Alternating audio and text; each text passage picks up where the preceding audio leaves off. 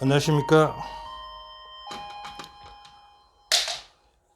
예, 문답식으로 풀어보는 교과 공부 2023년 제4기 제12과의 교과 공부를 해보겠습니다.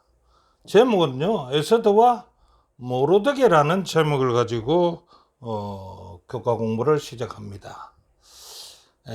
제12과 에서드와 모로드게.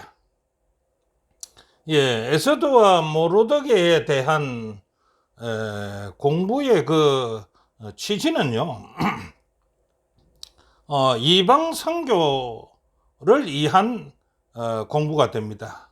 그 이방과 타 문화에 대한 성경의 선교는 어떠한 방식으로 이루어졌는가 하는 것을 한번 살펴볼 것인데요. 그래서 첫 번째는 성경에서 이방과 타 문화 사역에 대한 기록들은 어떤 것이 있는가 성경으로서요. 한번 먼저 살펴보고 시작이 되겠습니다. 첫 번째는 요셉입니다. 요셉은요, 애굽으로 종으로 팔려갔습니다. 종으로 팔려갔지만은 종으로 팔려간 요셉이 애굽의 왕과 그 온 나라에 하나님을 증거한 사실이 우리가 성경에서 볼 수가 있습니다. 두 번째는 다니엘인데요. 다니엘은 요셉은 애굽으로 종으로 팔려갔지만 다니엘은 바벨론으로 포로로 끌려갔습니다. 포로로 끌려간 다니엘이요, 그 바벨론의 왕과 바벨론 전 백성에게 하나님을 증거한 사실을 우리는 다니엘서를 통해서 잘 보고 있습니다. 자, 세 번째 볼 사람은요, 사도 바울인데요. 바울은요, 죄인으로서 로마에 끌려갔습니다. 죄인으로 로마에 끌려간 바울은요, 로마의 아그리빠 왕과 베스도 총독에게 복음을 전한 사실을 우리는 성경을 통해서 보고 있습니다.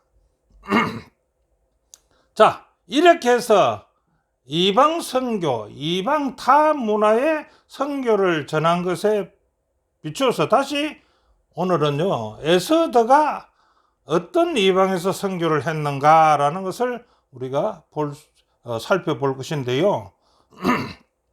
에서드는요, 바벨론이 605년에 유다를 침공해가지고 유다 국민들을 많이 포로로 잡아갔습니다. 그 포로를 잡아간 때에 다니엘도 잡혀갔습니다. 그의 친구들도 잡혀갔지 않습니까? 그래서 바벨론에 가가지고 하나님 선교를 했다면요, 이 바벨론의 포로로 잡혀간 2세가 나오는데 그 2세가 누군가 하면은 에서드라는 겁니다. 에서드는 삼촌 모로드게 밑에서 자라나가지고 이 삼촌 모로드게로 붙어서 어떠한 교육을 받았는지는 모르지만은 하나님의 신실한 교육을 받은 것 같습니다. 그래서 이 에서드를 통해서 페르시아 왕을 비롯해서 페르시아에 있는 127개 도 전역에 선교를 하는 행편이 놓여졌는데 이것을 오늘 공부를 한번 해보겠다 이겁니다. 그래서 이제 두 번째 보면은 에서드서의 특성이 뭐냐 이겁니다. 자, 여기 보면요, 에서드가 아니고 에서드서 책입니다. 성경책. 거기에 보면 특이성이 있는데 거기에 어떤 특이성이 있는가? 첫째로요, 에서드서에는요, 하나님이라는 이름이 한 번도 나오지 않는다는 겁니다. 한 번도 나오지 않아요. 그런데 우리 성경 전경에 포함되어 있다는 것입니다. 좀 특이한 사항이지요. 두 번째는요, 페르시아 왕이 이방인을 보호하기 위해서 이방인을 씻겨서 자기 백성을 살육하는 사건이 벌어집니다. 아주 특이한 사건이죠. 그다음 세 번째는요, 이 자기 백성이 살해되는 이 사건으로 말미암아서 성경 그 에스더서에서는요, 부림절이라는 절기가 제정된 것입니다. 이거 특이하지 않습니까? 그 다음에요, 네 번째는요, 본토.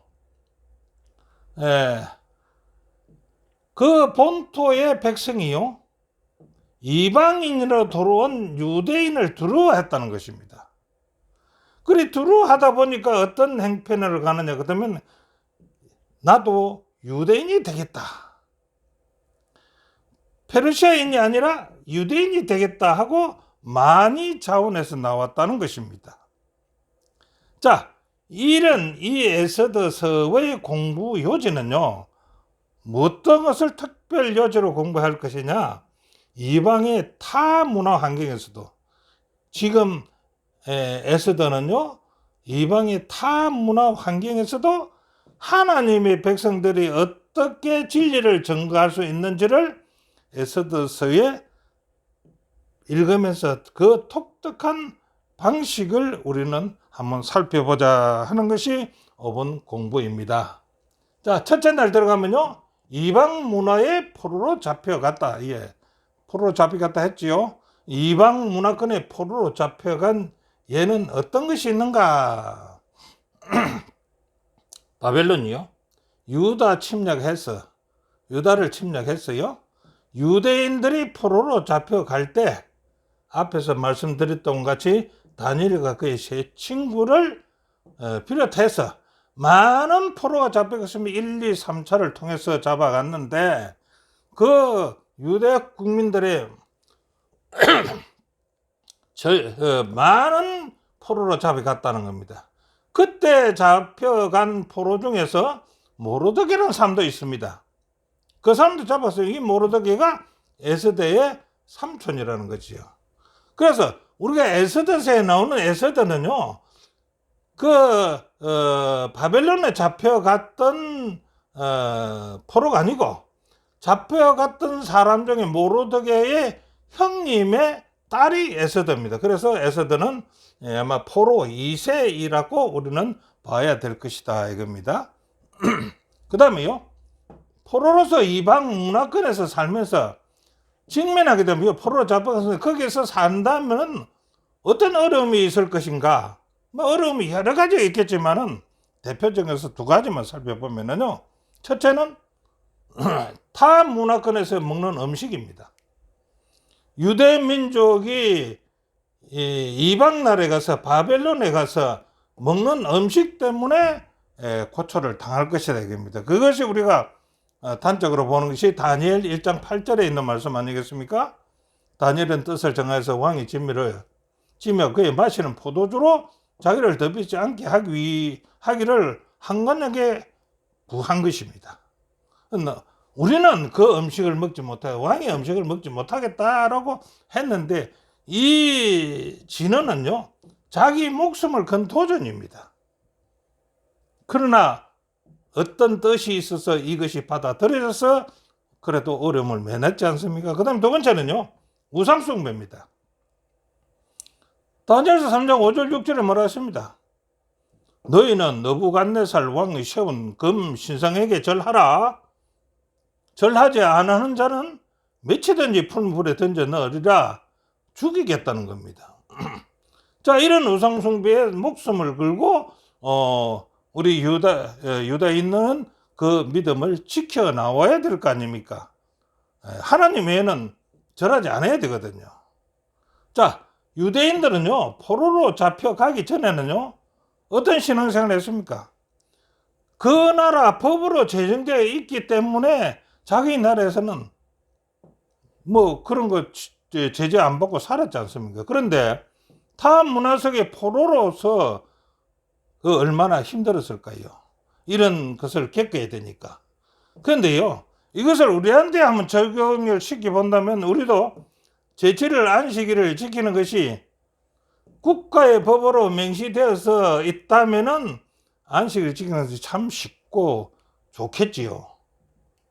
이것을 우리는 교과서의 164페이지에 기록이 되어 있습니다.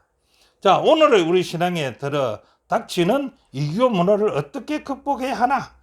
오늘날 우리에게도 이교 문화 많이 들어오고 있지 않습니까? 어떻게 극복해야 하는가? 우리 교과책 164페이지는 이렇게 정언을 합니다. 성경의 역사를 보면은요, 그 땅의 법령이 어떠하든지 간에 자기의 믿음의 신실함이 마음과 내면에서 우러나와야 한다. 그렇지 않으면 문제가 생긴다 이거죠. 그렇지 않으면은 죄와 배교와 파멸이 반드시 그 뒤를 따라할 것이다. 신실하게 살겠다고 결심한 사람에게는요, 아무리 불리한 환경에도 그들의 충성심을 꺾을 수는 없다. 다니엘과 그의 세 친구들처럼 말입니다. 164페이지는 말씀이 되겠습니다. 자, 그렇다면요, 하나님의 말씀에 충실히 순종하라. 부조의 선지자 62페이지에 있는 말씀을 보겠습니다. 자, 계시된 하나님의 뜻을 바라보고요, 우리 주위의 환경이 어떠하든지 간에 상관하지 말고 하나님의 명확한 계명을 따라 행할 것이다. 예, 하나님의 계명을 따라 행할 때, 그러면은 그 결과는 어찌 될 건데요? 그 결과는 하나님께서 책임지실 것이다 하면서 그 환경이 어떠하든지 간에 우리는 상관하지 말고 하나님의 계명을 따라 충실히 행하라는 것입니다. 예, 저자는 교훈에서 이렇게 밝힙니다. 우호적 환경이거나 아니면 이교 문화 가운데 있어도 신실함은 마음 내면에서부터 나오는 것이다. 마음 내면에서부터 신실함이 나오는 것이다. 성경은 어떤 환경 가운데 있더라도 충실할 수 있음을 보여준다라고 기록해 놨습니다. 자, 둘째 날은요, 이방 궁궐했습니다. 이방 궁궐. 이방 궁궐에서 어떤 일이 있었을까요? 바벨론은 이제 멸망하지요. 어디서 멸망합니까? 메드 페르시아에게 멸망합니다. 그래서 이제 그 바벨론의 메드 페르시아가 세워집니다. 그 세워지고 나서 에레미야 29장 10절의 예언에 따라서 유대인들은요, 조상의 땅으로 돌아가게 되었습니다. 그래서 돌아가라고 명령을 내렸습니다.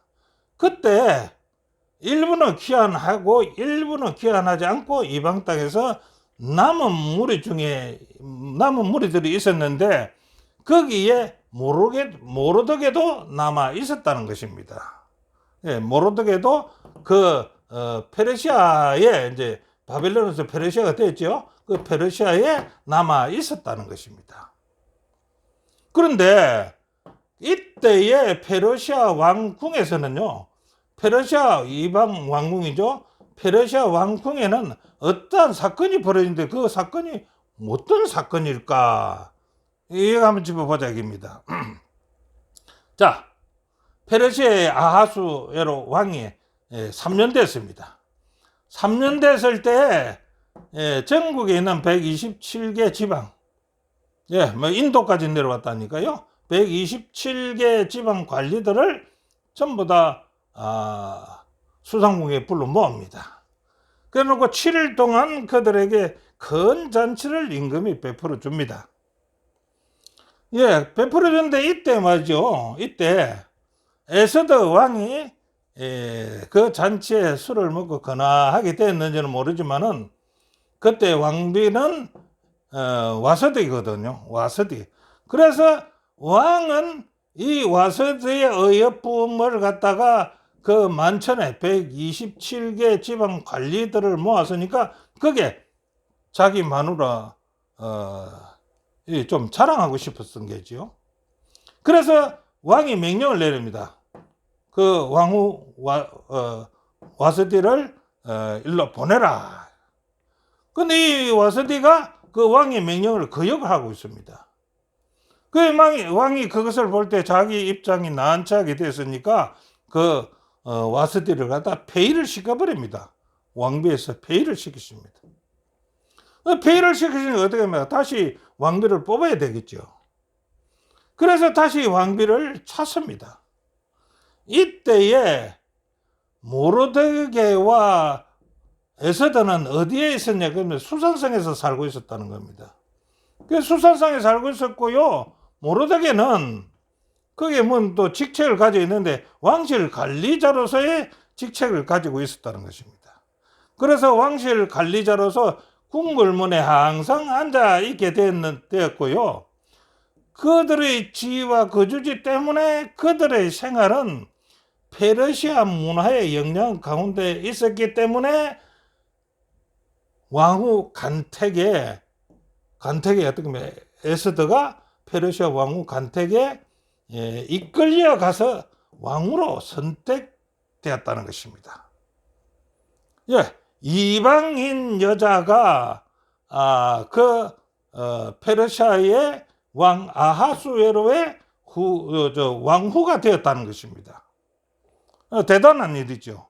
이건 누가 선동을 했는지는 모르지만 어쨌든 왕후가 되었습니다.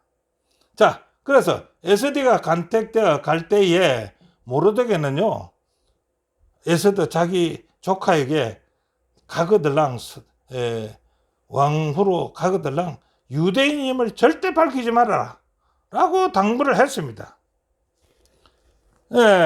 그래서 이 말을 들은 에스더가 삼촌의 말대로 에스더는 자기의 신분을 절대 밝히지 않으므로 왕후가 되었다는 것입니다. 신분을 밝혔으면 왕후가 안 될 수도 있었겠지요. 자, 그 다음에요. 에스더가요, 자기 신분을 숨긴 것에 대한 입장이 많이 나옵니다. 어떤 사람은 어떻게 해요? 그 입장 밝히지 않은 거는, 자기의 신분을 밝히지 않는 거는 잘못된 것이다 라고 이야기하지요. 자, 저자는 어떻게 얘기합니까? 이질적인 문화와 종교 가운데 이방인으로서 산다는 것은요, 적대적인 환경에 부딪힐 수 있기 때문에요, 그들이 가족과 민족에 대해서 침묵을 지킨 것은 현명한 일이라도 잘못된 일이 아니다라고 우리 교과책 167페이지에 이렇게 기록해 놨습니다. 그래, 자기의 종교나 자기의 민족이나 자기의 민족 소속을 밝히지 아니하고 자기 신분을 밝히지 아니하고 침묵을 지킨 것은 잘못이 아니라는 겁니다. 그게 현명한 일이라는 것입니다. 그렇다면요, 우리 정언의 말씀은 어떻게 했을까요? 정언 말씀만 볼까요? 침묵에 대한 정언의 말씀입니다. 가래 뽑은 기별 2권의 2위에 25페이지에서 26페이지에 있는 말씀인데요. 말씀으로 밝혀진 것들은, 그러니까 우리 성경의 말씀에 나타나 있는 글들, 그것을 얘기하죠. 밝혀진 것들은 우리와 우리 자녀들을 위한 것이지만은 말씀으로 밝혀지지 않는 문제들이 있잖아요. 그 문제들은 우리의 구원과는 아무런 상관이 없다는 겁니다. 그 상관없기 때문에 그것으로 침묵을 지키는 것이 곧 웅변이다. 침묵을 하는 것이 좋다는 거지요. 그런데요, 어떤 사람은 이렇게 합니다. 이러한 이상한 생각들은요, 언급해서도 안 되고 자기 신분을 속였다 해가지고 숨긴다 해가지고 그것이 뭐 잘되니 못되니 하고 언급해서도 안 되고요.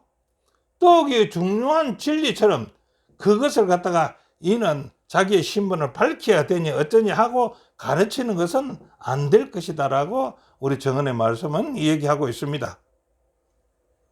자, 교훈에서는요, 에스더와 모르드게는요, 전혀 다른 페르시아의 문화 가운데서 살았기 때문에 그 사람들 앞에서 자신의 신앙과 문화를 드러내지 않고 침묵을 지켜왔다라고 저자는 교훈에서 이야기합니다. 자, 셋째 날, 신실한 정인 모르드게입니다. 예, 모르드게가 상당히 신실했는 것 같습니다. 자, 그러면요, 신실함을 유지하려던 모르드게에게 네, 죄송합니다.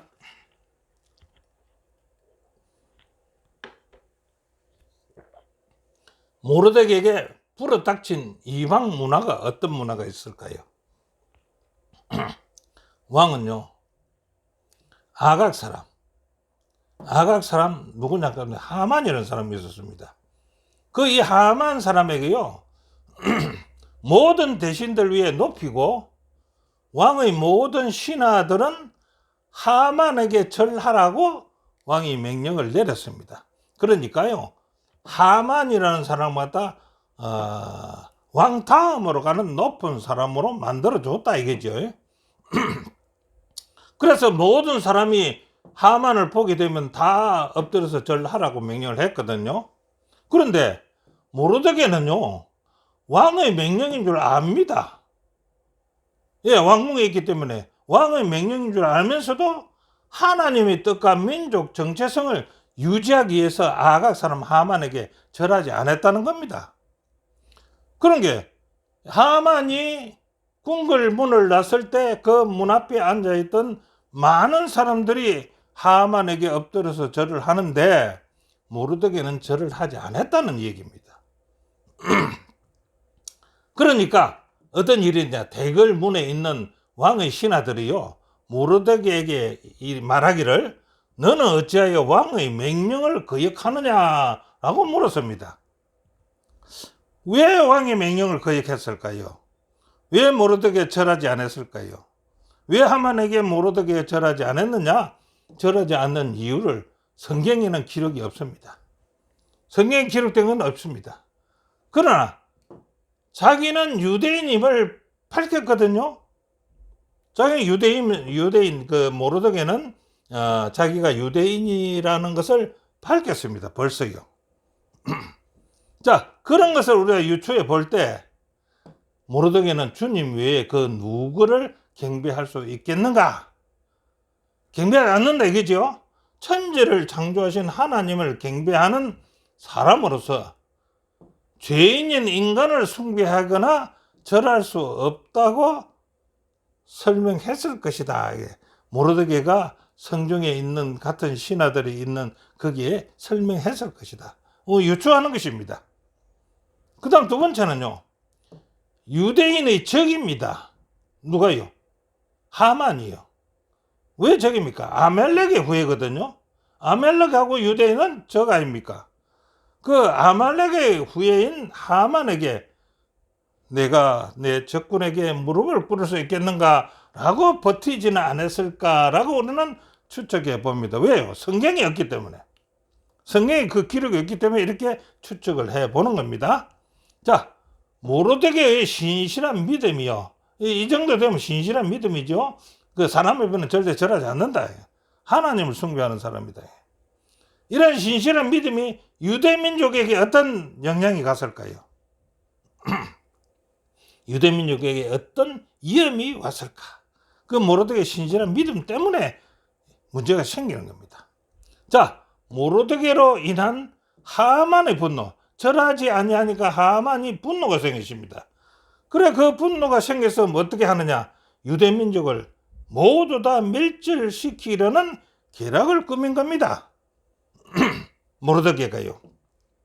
자, 왕의 다음 가는 직위를 가진 하만이 모르드게 때문에 분노가 일어나서 유대민족을 멸절시키겠다고 마음먹으면 그거는 이루어지겠지요. 그래서 에스라 3장 8절 9절에 보면요. 하만이 아하수에로 자기 왕에게 말을 했습니다. 어떻게 말했냐?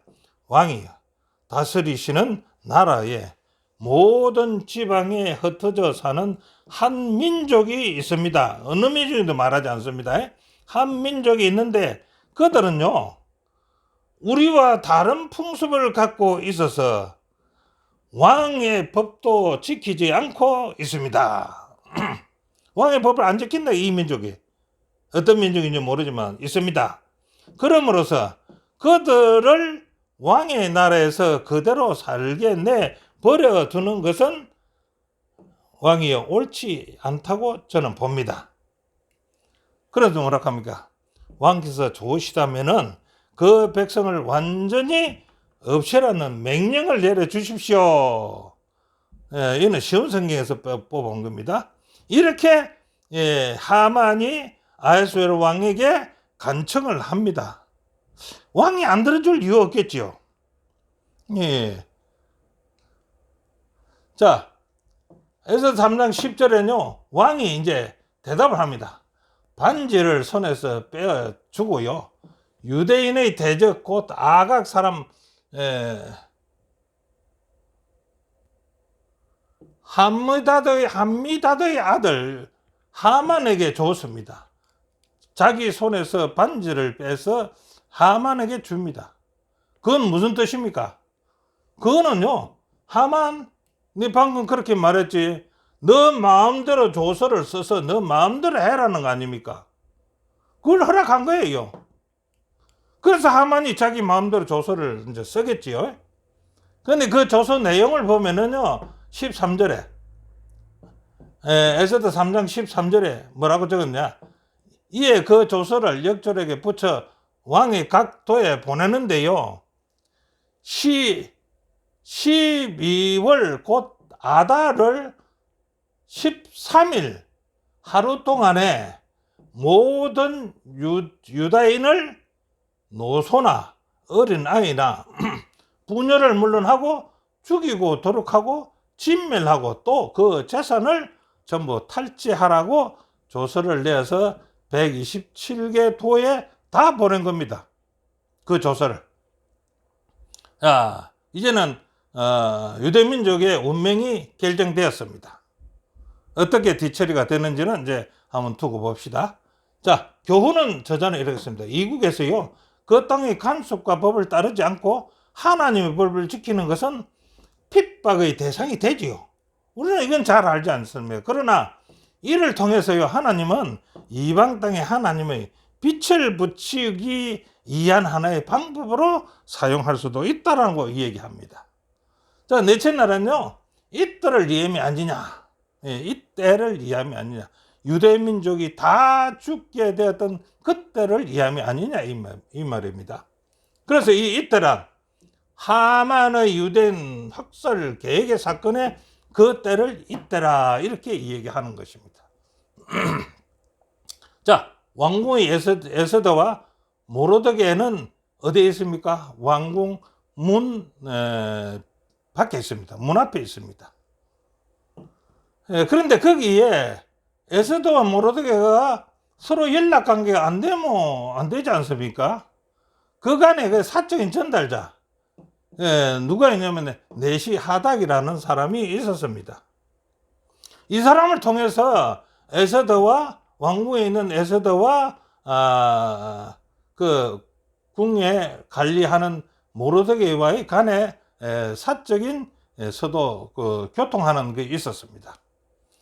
자, 하닥으로부터서요, 그러니까요, 전달자 하닥으로부터서 모르드게가 이제 에스더에게 이제 가서 일러 바칩니다. 모르드게가 자기 근무지를 떠나서요, 성문에 있어야 되는데 성중에 가서 베옷을 입고 대성통곡하고 있습니다. 이렇게 이제 에스더에게 일러줬습니다.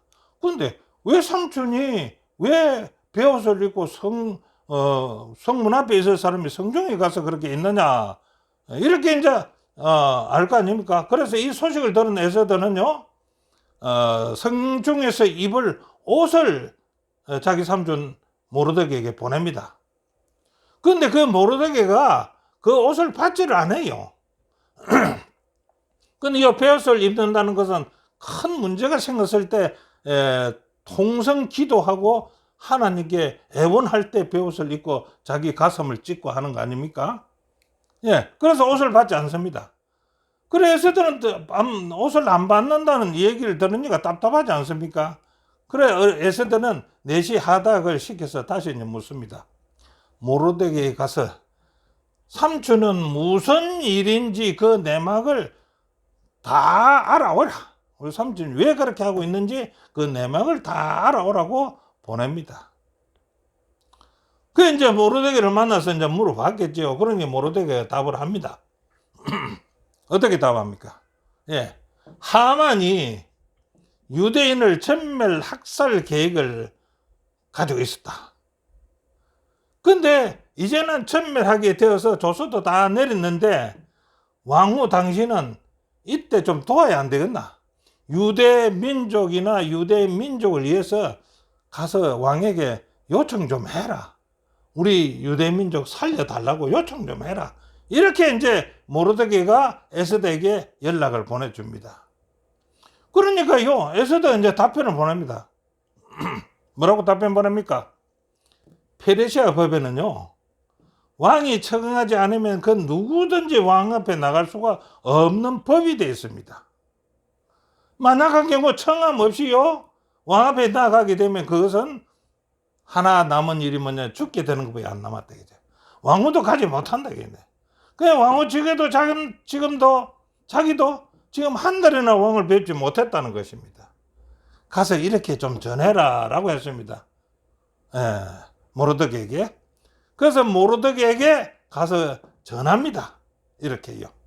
그러니까 모르드게가 이제 해답을 또 보냅니다. 뭐라고 보냈느냐?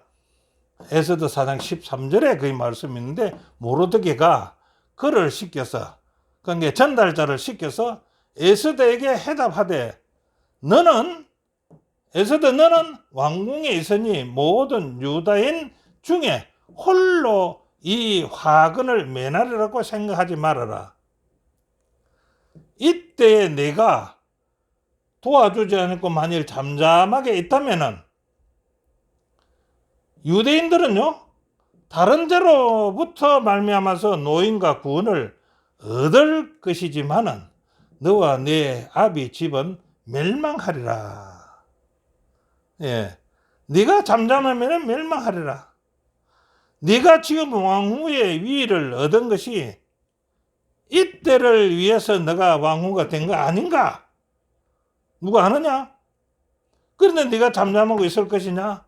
라고 이제 모르드게가 자기 조카 에스더에게 책망을 하는 것입니다. 이 소리를 들은 에스더가 이제 또 해답을 합니다. 뭐라고 해답합니까? 에베소가 잘못됐습니다. 에스더 4장 15절입니다. 부터 17절을 보면 에스더가요, 모르드게에게 해답하되, 당신은 가서 이제 방법을 연구했습니다. 가서 수산성에 살고 있는 유대인들을 다 모아놓고 나를 위하여 금식을 하고 밤낮 3일을 먹지도 말고 마시지도 마소서. 나도 나의 시녀로 더불어 그렇게 금식한 후에 왕의 규례를 어기고 왕에게 나아가리니 이때에 에스더의 믿음이 나타납니다. 죽으면 죽으리다. 왕 앞에 청 없이 들어가면은 죽는다고 했지요. 그래서 죽으면 죽으리라. 이 소리를 들은 모르드게가 가서 에스더의 맹한 대로 다 행했습니다. 이 에스더의 맹한 대로 다 행한 게 뭡니까? 수산성에 사는 유대인들을 모두 모아놓고 지금부터 모두 금식해라. 며칠 동안, 3일 동안. 이것을 맹한 것입니다. 자, 그래서 3일 금식 기도 후에 에스더의 행동은 어떻게 했을까? 그 수산성에 사는 유대인들과 수산 왕궁에 사는 에스더와 그의 시녀들 3일 동안 금식 기도를 했습니다. 그러고 나서 에스더 5장 1절 2절 보면 제3일에 금식 기도가 끝난 3일에 에스더가 왕후의 예복을 입고요, 왕궁 안뜰 곧 왕이 있는 어전 맞은편에 섰습니다. 왕이 어전에서 전문을 바라보며 왕자에 앉았다가 왕후 에스더가 뜰에 선 것을 봅니다. 보니까 아주 매우 사랑스러웠으므로 손에 잡았던 금규를 그에게 내미니 에스더가 가까이 가서 금규 끝을 만지더라. 이제 접근을 성공했습니다. 근데 여기서 한 단어는 금규입니다. 금규. 금규가 뭐일까요? 우리가 보통 잘 쓰는 용어가 아니기 때문에 잘 모를 것입니다. 아는 분도 아시겠지만 금규는요, 이 규자는 홀규자입니다. 홀규. 홀규자라는 것은 무엇이냐 그러면은 통치자나 지도자가 가지고 있는 권한의 표징입니다. 예수님도요, 예수님 재림 그림을 보면은 한 손에 그 귤을 잡고 있는 그림이 있습니다. 뭐 여기서는 그 그림을 못 가져 나왔지만은 그 귤을 가지고 있으면 통치의 권한의 뭡니까 상징인 표입니다. 그래서 우리는 어떤 큰 지도자들은 손에 항상 이 지휘봉을 가지고 다니죠. 그것을 얘기하는 겁니다. 그래서 여기는 아하수에로 왕도요, 항상 자기의 손에 우리 뭐 보통 지팡이라고 이 얘기도 할 수도 있겠지만 그 귤을 가지고 다녔습니다. 그래서 그 귤의 끝을 내미니까 에스더가 그 끝을 잡았다 이겁니다. 그것은 허락해 준다는 것입니다. 그래서 접근에 성공한 겁니다. 자, 교훈은요, 위기 앞에서도 에스더는요 하나님을 굳게 믿었고 하나님의 도움 없이는 성공할 수 없다는 것을 분명히 알았기 때문에요, 모두에게 함께 우리 금식 기도하고 이 일을 추진하자라고 했던 것이 에스더의 믿음이었습니다. 자, 다섯 번째 날은요, 부림절의 기적입니다. 부림절. 부림절이란 무엇일까요? 부림절이란 말은요, 히브리어 푸림이라는 말입니다. 푸림. 푸림이란 말은 우리가 뭐 두음 법칙에 따라서 불러도 이 푸림을 갖다 우리는 부림이라고 우리말로 만들겠지요. 그래서 이 푸림이라는 말을 부림이라고 해가지고 그 절기를 부림절이라고 했는데, 이 푸림이란 말 뜻은 뭐냐 그러면 제비 뽑다는 것입니다. 제비 뽑다. 뭘 제비 뽑는 것입니까? 유대 민족을 진멸하기 위해서 날을 받을 때요, 아무 날에다 정한 것이 아니고 제비를 뽑아서 그 날을 정했다는 겁니다. 이게 부림절입니다. 자, 그 사건의 내용을 이제 쭉 한번 살펴본다면요, 민족을 위해 죽으면 죽으리라던 에스더의 믿음의 결과는 어떠했는가, 그 결과가 이렇게 이제 쭉 나열해 놨는데, 우리 성경 에스더 7장 1절부터 10절에 있는 말씀입니다. 자, 에스더가 이제 왕에게 요청을 합니다. 자기가 잔치를 배설할 터이니 왕께서는 좀 참석해 주십시오라고 얘기합니다. 근데 그때 참석할 때 하만도 함께 참석하시라고 초대를 합니다. 그래서 첫날에는 이 잔치를 거창하게 잘 드시고 즐겁게 지냈습니다. 자, 둘째 날 또 잔치를 배설합니다. 둘째 날도 왕과 하만을 초청합니다. 그래서 둘째 날 잔치에서 왕은 하만과 더불어 술을 마시다가 이제 취기도 조금 오르니까 에스더에게 이렇게 말을 겁니다. 당신이 이 잔치를 배설했는데 무슨 이유가 있을 거 아닌가 하는 생각에서 당신이 바라는 것이 무엇이요? 하고 묻습니다. 아하수에로가 에스더에게. 그러니까 에스더가 하는 말이, 내 나라에 왕이 말하기를 바라는 것이 무엇이요? 하고 바라는 것을 갖다 이렇게 먼저 선정해 줍니다. 내 나라의 절반이라도 주라면 내가 주겠소, 이렇게 합니다. 그러자 에스더 왕후가 대답을 합니다. 어떻게 대답하냐? 저가 왕의 총에 은혜를 많이 입었다면은요, 제 목숨을 살려주십시오. 이게 웬 말이냐, 이게. 제 목숨뿐 아니라 제 민족도 살려주십시오. 이것이 제 요청입니다라고 왕에게 요청을 합니다. 뭐냐 그러면 저와 제 민족이 다 죽게 되었습니다. 이렇게 이제 간청을 하니까 아하수에로 왕이 이 말을 탁 듣더만은 에스더 왕후에게 다시 묻습니다. 그래, 너거 왕후를 죽이고 왕후의 백성을 죽이려는 그가 누구요? 누가 그런 것을 얘기합니까? 그가 어디에 있어? 그가 그런 짓을 하려 하오? 누가 그런 짓을 하려 하오? 하고 이제 왕이 에스더에게 묻습니다. 그러니까 에스더가 이제 대답을 합니다. 에스더가 말했습니다. 우리의 적은 우리의 원수는 바로 이 악한 하만입니다. 앞에 있는 하만을 가리키면서 우리의 원수는 이 하만이 나와 내 민족을 다 말살시키려고 계획하고 있습니다. 라고 왕에게 이렇게 말합니다. 왕이 이 말을 들은 지가 화가 날 거 아닙니까? 자기의 사랑하는 에스더가 그렇게 하니까 이 말에 화가 머리 끝까지 난 왕은요, 자리에서 벌떡 일어나가지고 왕궁뜰로 나갑니다. 얼마나 화가 났으면 그랬을까요? 그러니까 왕궁뜰에 나가고 나니까 하만은 어떻게 할까요? 하만은 이제 자기는 죽었구나 하는 생각이 들겠지요. 그래서 에스더에게 목숨만 살려달라고 애원을 합니다. 자, 왕이 밖에 나가고 나서 에스더 있는 데서 에스더에게 자기의 목숨을 살려달라고.